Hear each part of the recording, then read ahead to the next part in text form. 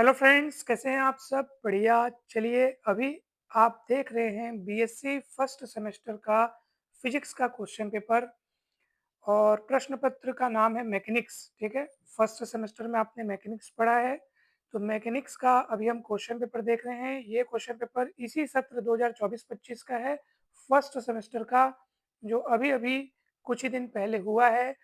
दोस्तों, यहाँ पर आप सभी प्रश्नों का पैटर्न देखेंगे। ठीक है, और पैटर्न देखने के साथ साथ इसमें जो ऑब्जेक्टिव क्वेश्चंस हैं उनके आंसर्स भी हम देखेंगे, ताकि दोस्तों आपको अपने अपने कॉलेज के लिए, क्योंकि देखो अभी अनेक कॉलेजेस ऐसे हैं जो कि सब अलग अलग यूनिवर्सिटी से एफिलेटेड हैं, तो अनेक जगहों पे अभी एग्ज़ाम्स हुए नहीं हैं। ठीक है, तो इस प्रश्न पत्र के माध्यम से आपको अपने एग्ज़ाम्स के लिए काफ़ी नॉलेज मिल जाएगा, आइडिया मिल जाएगा कि प्रश्नों का पैटर्न किस तरह का है, किस किस प्रकार के प्रश्न पूछे जा सकते हैं। तो ये सभी जानकारियाँ आपको इस वीडियो में मिलेगी दोस्तों। इम्पॉर्टेंट क्वेश्चंस मान सकते हैं आप इसे, क्योंकि देखो एग्ज़ाम में पूछे गए मतलब वो वेरी इंपॉर्टेंट क्वेश्चंस हैं, तो आपको अपने एग्जाम के लिए इंपॉर्टेंट क्वेश्चंस का आइडिया भी हो जाएगा। तो चलिए दोस्तों, जल्दी से शुरू करते हैं। आप सभी यहाँ पे दिशा निर्देशों को अच्छे से देख लीजिए कि इसमें दो खंड यानी कि अ और ब है, सभी प्रश्न अनिवार्य हैं। खंड अ में आपको बहुवैकल्पिक अर्थात मल्टीपल चॉइस क्वेश्चंस मिलेंगे और साथ ही साथ आपको लघु उत्तरीय क्वेश्चंस मिलेंगे। ठीक है, और खंड ब में आपको दीर्घ उत्तरीय मिलेंगे और प्रत्येक इकाई में एक प्रश्न हल करें। ठीक है, तो अलग मतलब क्वेश्चंस को यूनिट वाइज आपको दिया गया है। चलिए जल्दी से शुरू करते हैं। सबसे पहले अपन देखते हैं सेक्शन ए का ऑब्जेक्टिव अर्थात मल्टीपल चॉइस क्वेश्चंस। तो पहला दिया है रॉकेट प्रणोदन की कार्यविधि आधारित है, किस पर आधारित है? तो दोस्तों ये बहुत ही फेमस क्वेश्चन है। तो जब अपन इम्पोर्टेंट क्वेश्चंस के लिए एक वीडियो बनाए थे, तो उसमें मैंने आपको बतलाया था कि जरूर रॉकेट नोदन पर यानी कि रॉकेट प्रणोदन पर एक न एक क्वेश्चन आता ही आता है। तो इसका सही उत्तर क्या होगा दोस्तों? संवेग संरक्षण के नियम पर ये आधारित है। ठीक है, रॉकेट प्रणोदन की क्रियाविधि किस पर आधारित है? संवेग संरक्षण यानी कि law of conservation of momentum पर आधारित है।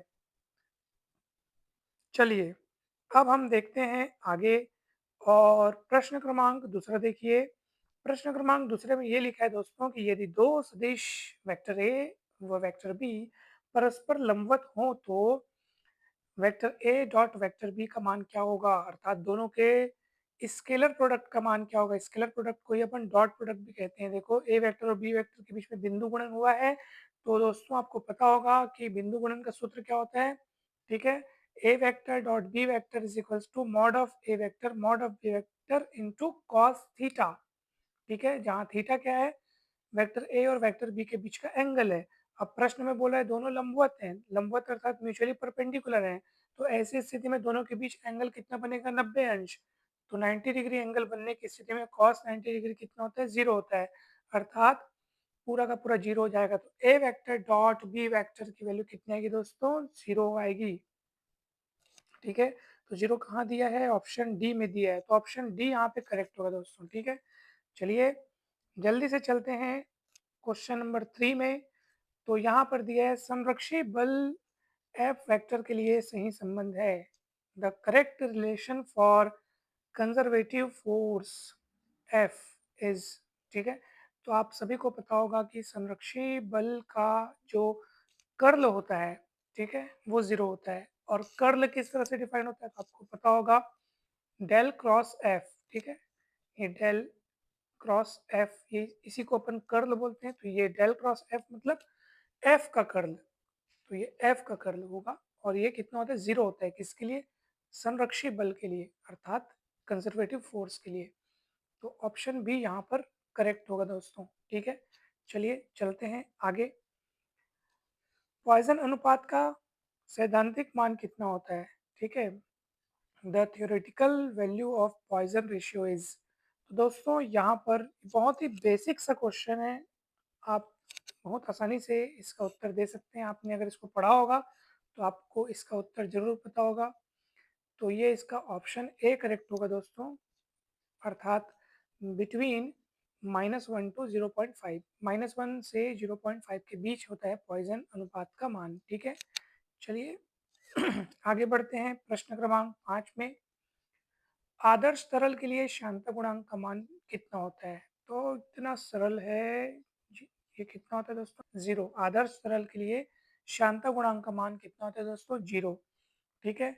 चलिए अब इसी कड़ी में हम अगला क्वेश्चन देखते हैं। छठवां प्रश्न आप देखेंगे, संबंध y बराबर n के इंटू 1 माइनस 2 सिग्मा में n का मान होगा। अरे वाह, ये तो बहुत ही फेमस फॉर्मूला है दोस्तों, ठीक है।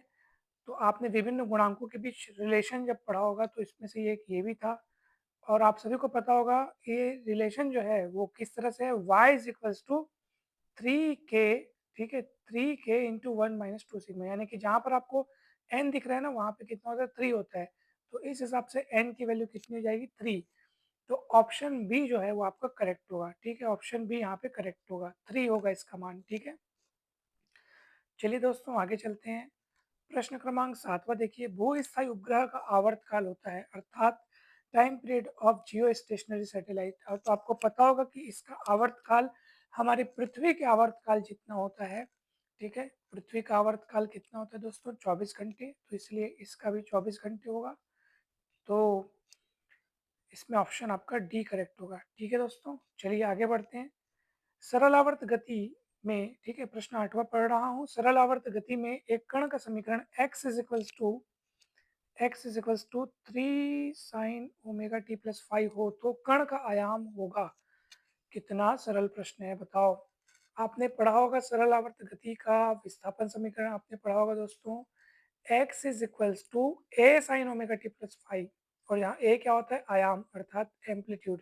तो a के स्थान पर आपको देखो 3 दिख रहे हैं, यहाँ पे दिख रहे हैं, तो ऑब्वियस सी बात है कि आयाम कितना होगा? 3, अर्थात ऑप्शन डी इज करेक्ट।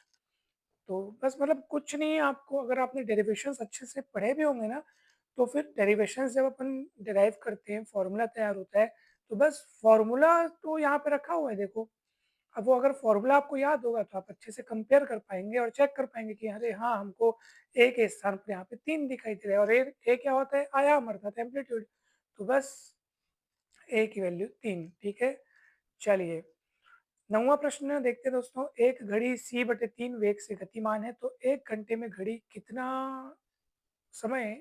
समय तक, यानी कितना मिनट सुस्त प्रतीत होगी? तो ऑप्शन यहाँ पे बी आएगा दोस्तों, इसको आपको सॉल्व करके देखना होगा। तो जो आपने टाइम डिलेशन अर्थात समय विस्तार का जो आपने सूत्र डिराइव किया होगा, बस उस सूत्र में आपको मान रखना है दोस्तों, v के स्थान पर रखना है c/3, तुरंत आपका आंसर आएगा। तो इसका ऑप्शन सही ऑप्शन जो है 3.4 मिनट, ठीक है। Option B is correct. चलिए अब देखते हैं 10वां प्रश्न।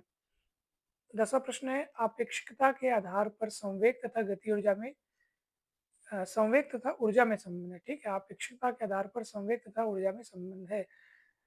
On the basis of relativity there is relation between momentum and energy। तो दोस्तों देखो चारों ऑप्शंस में से ए, सी और डी तो एकदम एक जैसे दिख रहे हैं, तो फर्क क्या हो सकता है? तो आप देखो तो ऑप्शन ऑप्शन ए और डी एकदम सेम टू सेम है क्या? चेक कीजिए तो थोड़ा। तो दोस्तों यहाँ पर ऑप्शन ए और ऑप्शन डी एकदम सेम टू सेम नज़र आ रहा है। मैं बार बार देखने का प्रयास कर रहा हूँ, कहीं कुछ फ़र्क तो नहीं है, कहीं कुछ प्रिंटिंग मिस्टेक तो नहीं हो गया। तो लगभग लगभग तो सेम ही दिख रहा है। तो दोस्तों यही अभिष्ट संबंध होता है संवेग और ऊर्जा में, ठीक है। किसमें? अपेक्षता के आधार पर, अर्थात on the basis of relativity, ठीक है। तो ऑप्शन ए और डी दोनों करेक्ट होना चाहिए, ठीक है। तो इसको आप देखिएगा। चलिए अब अपन, अच्छा, ऑब्जेक्टिव क्वेश्चंस तो हो गए। अब दोस्तों देखिए लघुत्तरीय प्रश्न में क्या क्या पूछे गए हैं। शब्द सीमा इसमें 200 से 250 शब्द है, ठीक है। चलिए यहाँ पर आपको 5 प्रश्न दिखाई दे रहे हैं, प्रत्येक 4 अंक के हैं, तो 5 चौक 20, ठीक है। पहला क्वेश्चन है पहला क्वेश्चन है दोस्तों, अंतरिक्ष विज्ञान में विक्रम साराभाई का योगदान, अर्थात right the contribution of Vikram Sarabhai in space science. तो दोस्तों थ्योरी वाले क्वेश्चंस भी आपको करके जाने हैं, देखो आता ही है, एक न एक आया हुआ है। और ये क्वेश्चंस याद करने बहुत आसान होते हैं, आप बस इसको स्टोरी टाइप का अच्छे से पढ़ लीजिए, क्योंकि इसमें ज़्यादा मेहनत नहीं लगती है, बस आप उसको इंटरेस्ट लेके पढ़ेंगे ना तो आपको ईज़िली याद हो जाएगा।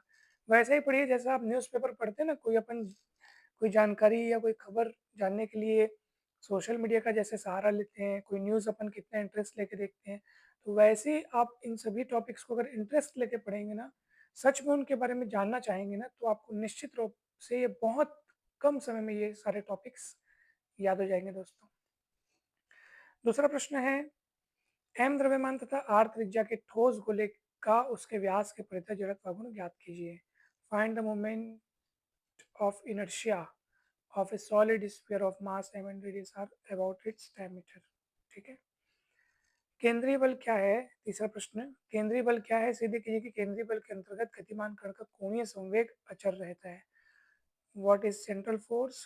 Prove that the angular momentum of A particle moving under central force remains constant. ठीक है, चौथा प्रश्न है आपके पास, आइंस्टीन का द्रव्यमान ऊर्जा संबंध E equals to M C square हल कीजिए या सिद्ध कीजिए। ठीक है, proof that the Einstein's mass energy relation is equals to M C square. बहुत इंपॉर्टेंट क्वेश्चन है ये तो, बिल्कुल आना ही था, मतलब आता ही है, हमेशा इंपॉर्टेंट है, अक्सर मतलब हर दूसरे साल में तो आता ही है ये।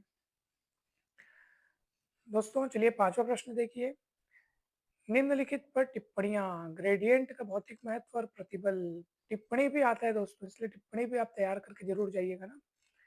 खंड पर देखते हैं, दीर्घ उत्तरी प्रश्न है, शब्द सीमा 400 से 450 ये शब्द सीमा होनी चाहिए। 4 प्रश्न है, प्रत्येक 10 अंक के, 4 धाम 40। ठीक है, चलिए पहला प्रश्न देखिए, प्रत्यास्थ संघट क्या है? सिद्ध कीजिए कि दो पिंडों के एक विमीय प्रत्यास्थ संघट में ऊर्जा स्थानांतरण तब अधिकतम होता है जब उनके द्रव्यमान बराबर हों।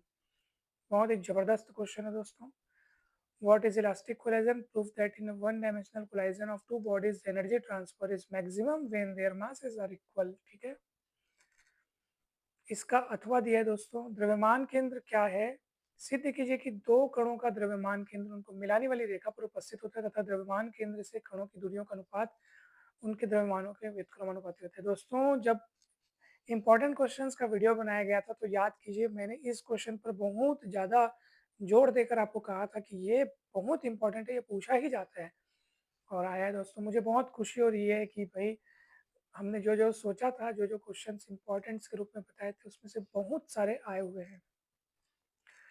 चलिए दोस्तों देखिए अगला प्रश्न, एक समान आयताकार पटल के गुरुत्व केंद्र से होकर जाने वाली तथा उसके तल के लंबवत अक्ष के प्रति जड़त्व गुण का सूत्र प्राप्त कीजिए। ये भी इंपॉर्टेंट है।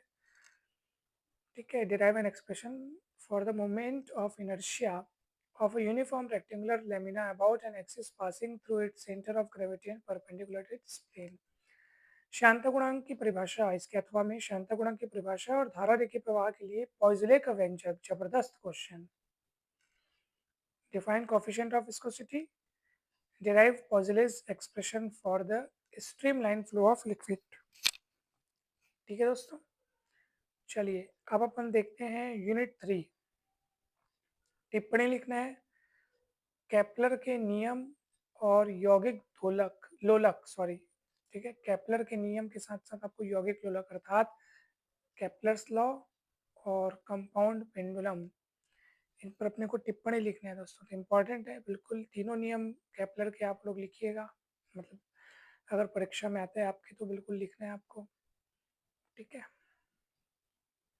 चलिए अगला क्वेश्चन, इसके अथवा में सरल आवर्त गति किसे कहते हैं? इसके लिए अवकल समीकरण व्युत्पन्न कीजिए और सिद्ध कीजिए कि इसमें कुल ऊर्जा संरक्षित रहती है।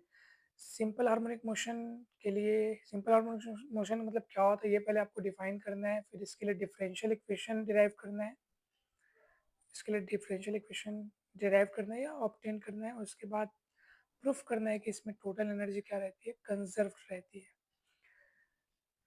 चौथे यूनिट का क्वेश्चन है दोस्तों, माइकलसन मॉडल एक्सपेरिमेंट और इसके ऋणात्मक परिणाम के बारे में। यस, मैंने आपको ये कहा था कि बहुत इंपॉर्टेंट क्वेश्चन है। जब अपन यूनिट 4 के इंपॉर्टेंट क्वेश्चंस का वीडियो बनाया था तो सबसे पहला क्वेश्चन यही था दोस्तों, याद कीजिए, बहुत इंपॉर्टेंट है, सदा आता है, एकदम इंपॉर्टेंट है। अच्छा दूसरा क्वेश्चन तो जस्ट इसके बाद यही वाला बताया था कि भाई इस मतलब लॉरेंज रूपांतरण वाला भी बहुत इंपॉर्टेंट है। अच्छा, इसमें क्या पूछा गया है? लॉरेंज रूपांतरण के आधार पर लंबाई में संकुचन और समय में विस्तार। वाह वाह, जबरदस्त क्वेश्चन है दोस्तों। तो बिल्कुल इंपॉर्टेंट क्वेश्चंस को जरूर देखिएगा दोस्तों। सभी के वीडियोस के लिंक आपको मिल जाएंगे डिस्क्रिप्शन बॉक्स में। अगर ना मिले तो आप हमें मैसेज करें, हम आपको सेंड कर देंगे। आप हमारे व्हाट्सएप ग्रुप में भी जुड़ सकते हैं। व्हाट्सएप नंबर भी आपको डिस्क्रिप्शन बॉक्स में मिल जाएगा और ढेरों आप वीडियोस देख सकते हैं। मैथ्स के तो लगभग लगभग सारे टॉपिक के, मतलब सारे यूनिट के सारे टॉपिक्स के वीडियो अपलोड हुए हैं, तो ज़रूर जाइएगा। चैनल पर आपको वीडियोस मिल जाएंगे, ज़रूर देखिए प्लेलिस्ट में। तो दोस्तों, आप सभी को बहुत बहुत धन्यवाद। जल्द ही मिलते हैं नेक्स्ट वीडियो में। जुड़े रहिए, बने रहिए हमारे चैनल के साथ। और फर्स्ट सेमेस्टर समाप्त होते ही सेकंड सेमेस्टर के लिए अलजेब्रा के वीडियोस की सीरीज़ शुरू हो जाएगी। तो चैनल को ज़रूर सब्सक्राइब कर लीजिए और ग्रुप में अगर आप ऐड हो जाते हैं तो आपको बहुत हेल्प मिलेगा। डेली के डेली आपको स्टडी कंटेंट्स उसमें मिलते जाएंगे जो आपके लिए काफ़ी हेल्पफुल रहेंगे। तो आप सभी को बहुत बहुत धन्यवाद दोस्तों। Thank you so much. All the best आप सभी के एग्ज़ाम्स के लिए।